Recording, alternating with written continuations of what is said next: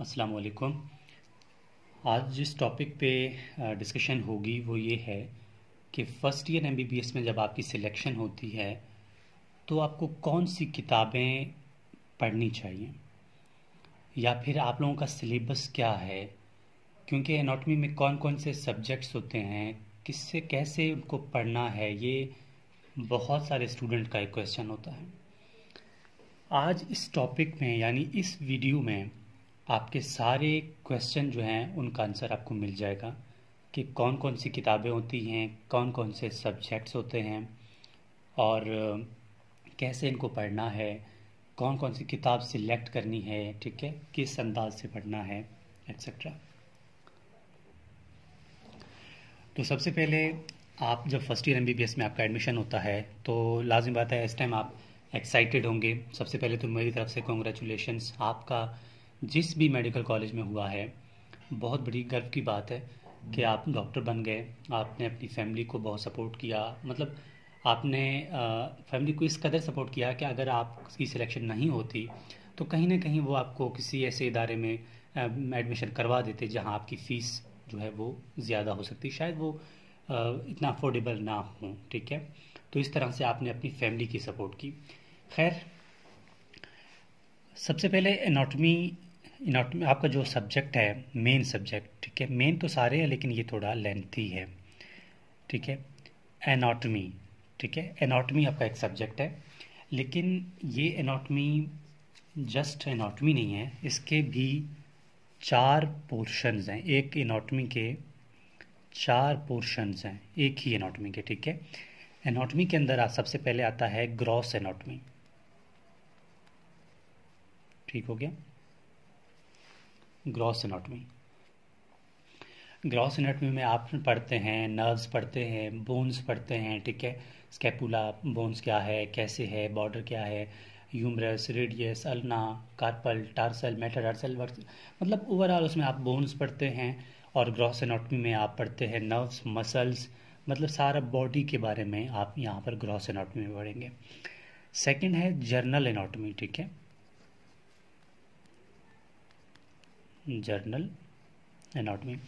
देखिए, journal anatomy में आप पढ़ेंगे मेन जर्नल यानी कि बोन्स की क्लासिफिकेशन क्या है, जॉइंट्स की क्लासिफिकेशन क्या है, ठीक है, और सर्कुलेटरी सिस्टम क्या है, मतलब ओवरऑल आप वो जर्नल एनाटॉमी में पढ़ेंगे। एक छोटी सी किताब आती है, वो क्या है वो भी देखेंगे। Third, histology, study of tissues called histology. Histology आप पढ़ेंगे, ठीक है। हिस्टोलॉजी के आपके प्रैक्टिकल्स भी होंगे, ठीक है, और प्रैक्टिकल्स में आप एनाटॉमी के जब प्रैक्टिकल्स होंगे तो सिर्फ आप वो हिस्टोलॉजी के होंगे, जिसको हिस्टोलॉजी कॉपी होता है, उसमें हिस्टो पेंसिल्स होते हैं, उसमें आप डायग्राम्स बनाते हैं टिश्यू का, ठीक है, मतलब वो हिस्टोलॉजी सब्जेक्ट होता है। फोर्थ है एम्ब्रियोलॉजी, ठीक हो गया। एम्ब्रियोलॉजी में लाम से ज़ाहिर है एम्ब्रियो के बारे में आपने पढ़ना है कि फर्टिलाइजेशन क्या होता है, किस तरह होती है, मतलब उसकी भी एक किताब आती है, आपने वो पढ़ना है। अब जो ग्रॉस एनाटॉमी है, ठीक है, ग्रॉस एनाटॉमी के लिए आपको जो किताब सिलेक्ट करनी है, एक एनाटॉमी ग्रॉस हो, जर्नल, हिस्टो या एम्ब्रियो, हर एक सब्जेक्ट के 5-5, 6-6 किताबें होती हैं, लेकिन आपने उनमें से एक सिलेक्ट करना है जो कि आपके काम की हो। अगर मैं बात करूं यहाँ पर जर्नल एनाटॉमी की, देखो जो किताबें मैं बता रहा हूँ इससे हटकर आप, अपनी मर्जी है लेकिन मैं ये समझता हूँ कि इससे हटकर किताब लेना मुझे समझ नहीं आ रहा, ठीक है, इससे हटकर किताब नहीं लेना चाहिए क्योंकि ये इनफ है और आपके जो भी कन्फ्यूजन्स हैं ना वो यहाँ पर आके ख़त्म हो जाते हैं, जो किताबें मैं बता रहा हूँ। और देखें, ग्रॉस एनाटॉमी के लिए आपको पढ़ना है स्नेल, ठीक है, स्नेल पढ़ना है। स्नेल वो किताब है जिसको बिल्कुल एक अथेंटिक किताब माना जाता है। अब ग्रॉस एनाटॉमी के लिए स्नेल भी आता है, केएलएम भी आता है, ग्रेज एनाटॉमी भी आता है, ठीक है, बीडी चौरसिया भी आता है, बहुत सारे आते हैं, ठीक है, लेकिन स्नेल इनफ है, ठीक है। स्नेल, हर एक बात और मैं बता दूं, चाहे हर सब्जेक्ट की हो ना, एनाटॉमी, फिजियोलॉजी या बायोकेमिस्ट्री, उनमें एक शॉर्ट किताब आता है, एक लॉन्ग किताब आता है। शॉर्ट और लॉन्ग में ये फ़र्क है कि शॉर्ट आप वाइवा के लिए एग्ज़ाम के दिनों में पढ़ते हैं, लॉन्ग थ्रू आउट आप साल पढ़ते हैं।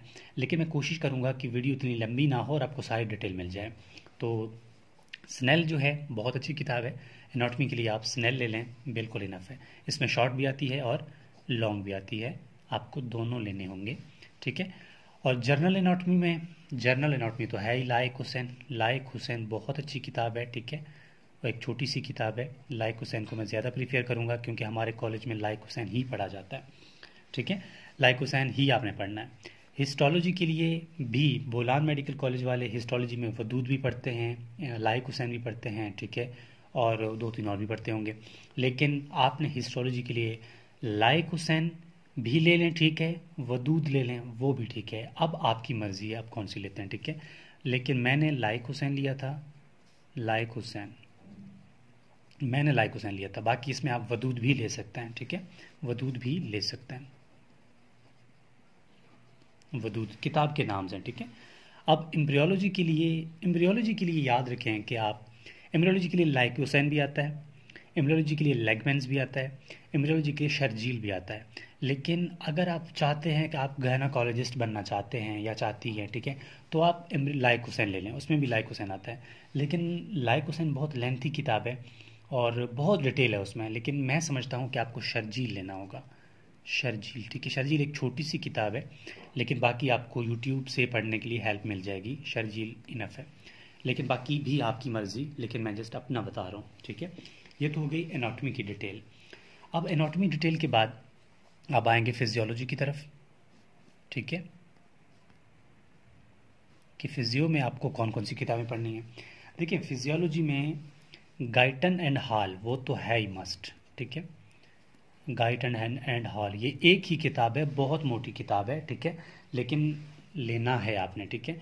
लेकिन इसके साथ साथ इसकी शॉर्ट बुक आती है, गाइटन की नहीं है लेकिन गाइटन की रिव्यू है, जिसको हम फिरदौस कहते हैं या फिर फिरदस कहते हैं, ठीक है, फिरदस। ये आपने लेनी है और लाजमी लेनी है, ये दोनों फिजियोलॉजी में आपने स्किप नहीं करनी, ये दोनों लेनी है, ठीक है, क्योंकि ये आपकी बहुत मोटी किताब है। ये आपको सपोर्ट करेगा इसके रिव्यू में, आपके पेपर्स वाइवा सारे आप ये पूरा साल पढ़ लें, ये प्री टेस्ट या प्री क्लास स्टेजेस वगैरह के टाइम पढ़ लें तो ये इनफ होगा, ठीक है। अब फिजियोलॉजी में एक ही होता है जिसको फिजियोलॉजी कहते हैं, कोई जर्नल वगैरह की बात नहीं है इसमें, ठीक है। इसमें यही किताब है और हर कॉलेज में यही चलता है, आपने यही लेनी है, चाहे वो बीएमसी हो चाहे वो आखान हो, सब में यही किताब चलता है। उसके बाद लास्ट सब्जेक्ट है आपका बायोकेमिस्ट्री, ठीक है। बायोकेमिस्ट्री में जब आप कॉलेज जाएंगे ना, तब टीचर्स कहेंगे कि आपको बायोकेमिस्ट्री में 5-6 किताबें आती हैं। टीचर्स कहेंगे आपने चटर्जी लेनी है, आपने जो है लिपिनकॉट लेनी है, आपने जो है, मैं नाम भी लिख लेता हूँ शायद आपको याद रह जाए। सबसे पहले तो अगर मैं बलूचिस्तान के मेडिकल कॉलेजेस की बात करूँ, ख़ासकर अपने कॉलेज की, क्योंकि मेरी टीचर जो हैं वो हमेशा ये कहते हैं कि बस कुछ भी हो आपने हार्पर लेनी है, ठीक है। हार्पर जैसी बकवास किताब ही कोई नहीं है, सॉरी टू से किताब है, मुझे नहीं कहना चाहिए, लेकिन इसकी एक लफ्ज़ ही समझ नहीं आ रही, ठीक है। हार्पर बहुत ऑथेंटिक, बहुत अजीब इंग्लिश है इसकी, ठीक है। लेकिन मैं हार्पर को 1% भी वो नहीं कहूँगा कि अच्छी किताब है, ठीक है, मुझे नहीं पसंद। बाकी मेरे क्लासमेट में भी किसी ने हार्पर नहीं पढ़ा, और टीचर कहेंगे कि आप चटर्जी पढ़ लें, ठीक है, चटर्जी पढ़ लें। चटर्जी भी आप पढ़ सकते हैं, कोई इतनी प्रॉब्लम वाली बात नहीं है। कुछ लोग कहते हैं कि आप लिपिनकॉट पढ़ लें, ठीक है, लिपिनकॉट भी आप पढ़ सकते हैं, कोई हर्ज नहीं है। लेकिन जो किताब मैं समझता हूँ आपको पढ़ना चाहिए वो है सत्यानारायणा,